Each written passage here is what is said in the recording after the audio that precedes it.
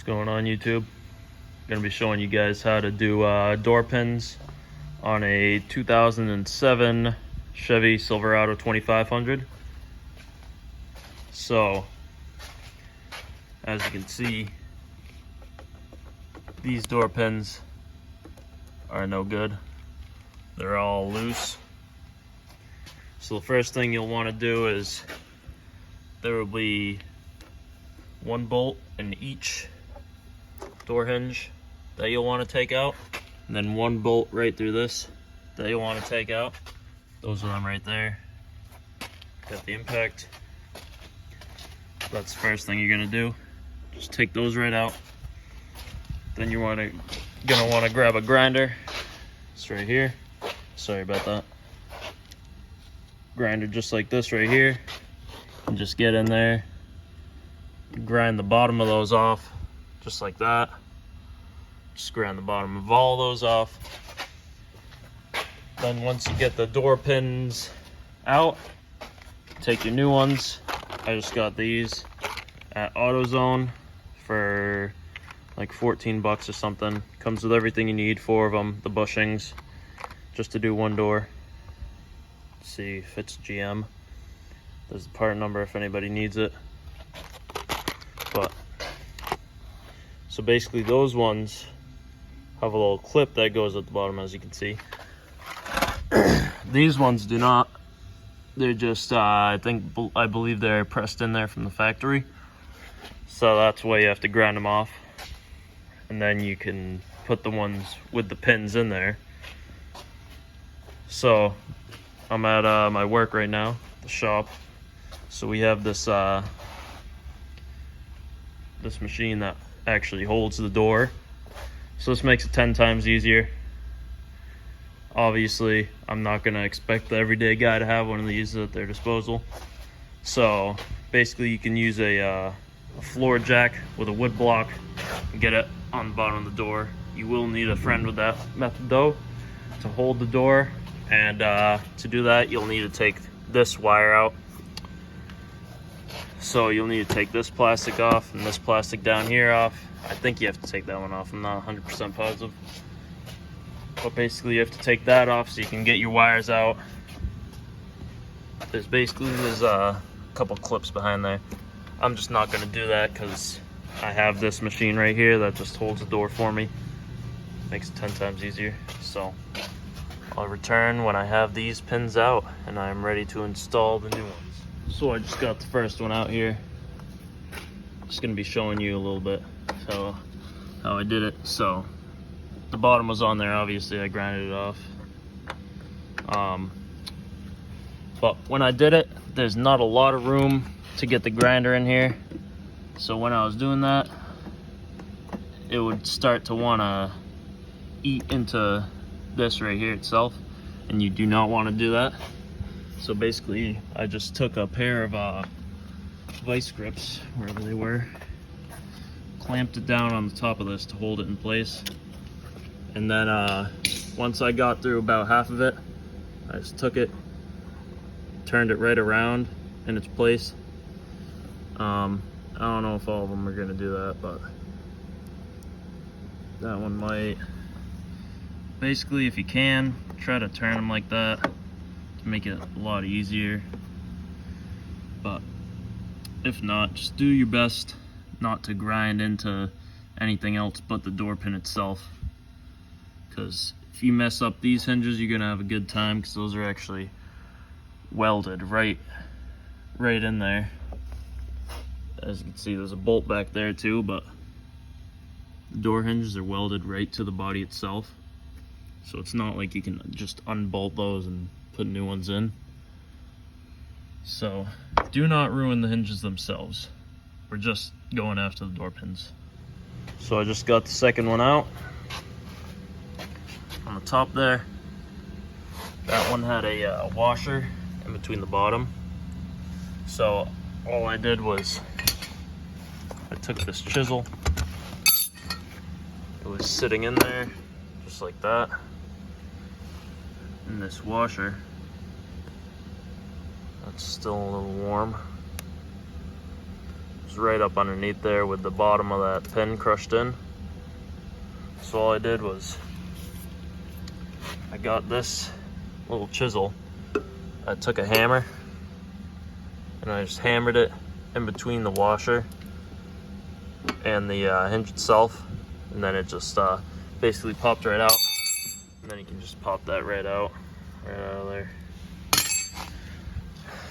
So one down, one out of there. And then you can take this actually right out, but just don't forget how it goes in there. So now I just got to get the bottom pins out, and then I can reassemble it. All right, got the bottom ones out. So watched some videos and saw some people talking about how these get stuck in.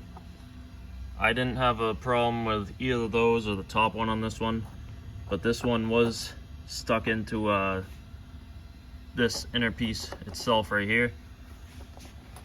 It was stuck into that. It sits flush down there. So basically I took this chisel, put it right in there, and just hammered it until it popped out. So got it up there now. So now I'm gonna place the bushings, which there's one right there, one on the top, another one right there, another one on the top. So there's two different pins and two different bushings in here. You can see that these two pins are different. This pin that looks just like that goes on the top there. This one that has the splines top instead of this one that has them down bottom. The ones that have the splines up top go on the bottom of each hinge like that. So just make sure you get those right. And then another thing is, I believe there are two different size bushings, if I'm not wrong. Maybe I am wrong.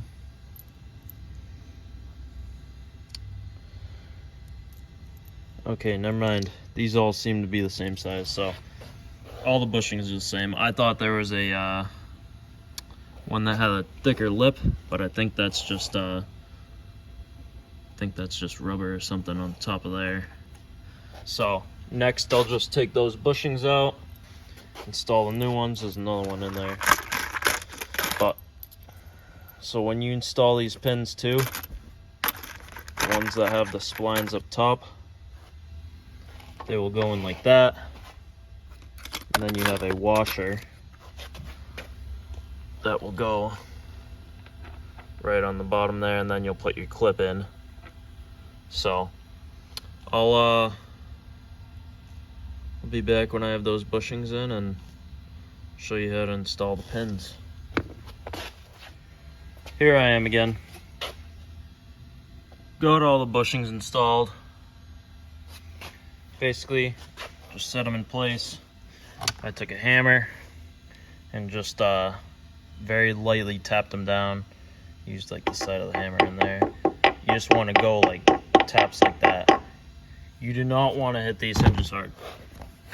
If you bend these hinges, if these get bent and they're not fixable, you're screwed. You're gonna have to get these replaced, and that, I'm sure that's not cheap. But here they are. Once again, pin, just go right in there. So I'm gonna put those in, and I'll be back and it should be ready to install the door. Got the door back on now. As you can see, I have it slid down into place. So we can remove this now. This tool makes doing this job a whole lot easier. Just loosen these up for the next guy. Basically, just lower that down out of the way. There's the door.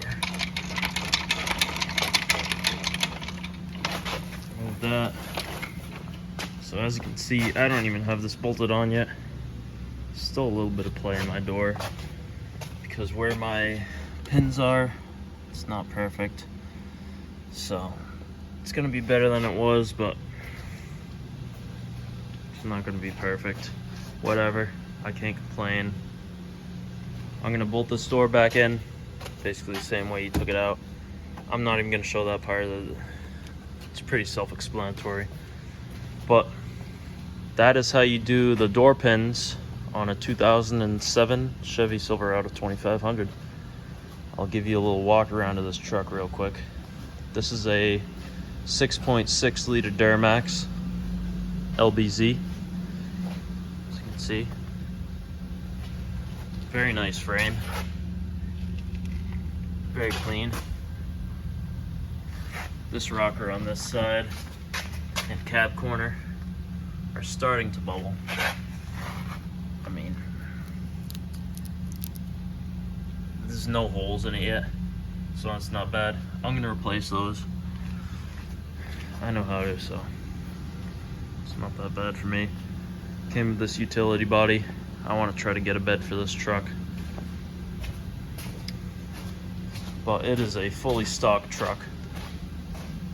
Came with a V-plow on it, Boss V-plow. Very nice plow.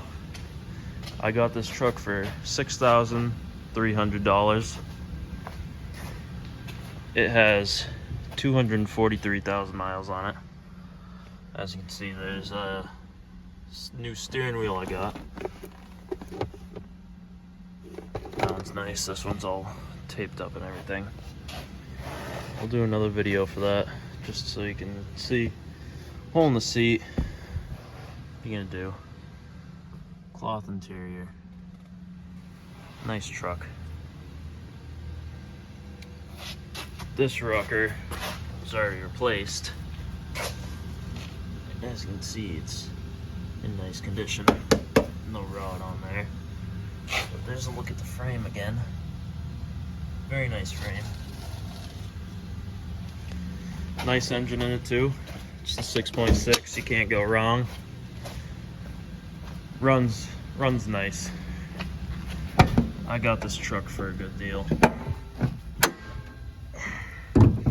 When I got the truck, I had to do thermostats in it. A lot of people say you have to pull this AC compressor. I did not do that. You have to pull this bracket right here. You can see it goes right down there, and that is your thermostat housing. Right here, that's thermostat housing. This screw right here, this bolt, is it's a bleeder. So when you do these, I did not take this compressor out. Everybody says you have to do that. You do not have to do that. Take all the bolts out. Take this bolt out right here, and just pull the thermostat housing up. Do not unbolt it from this metal tube right here. That's metal. This is the rubber tube. But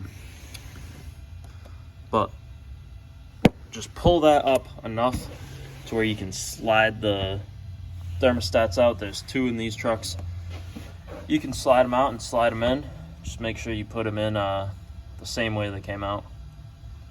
And then just put that back down and tighten it down.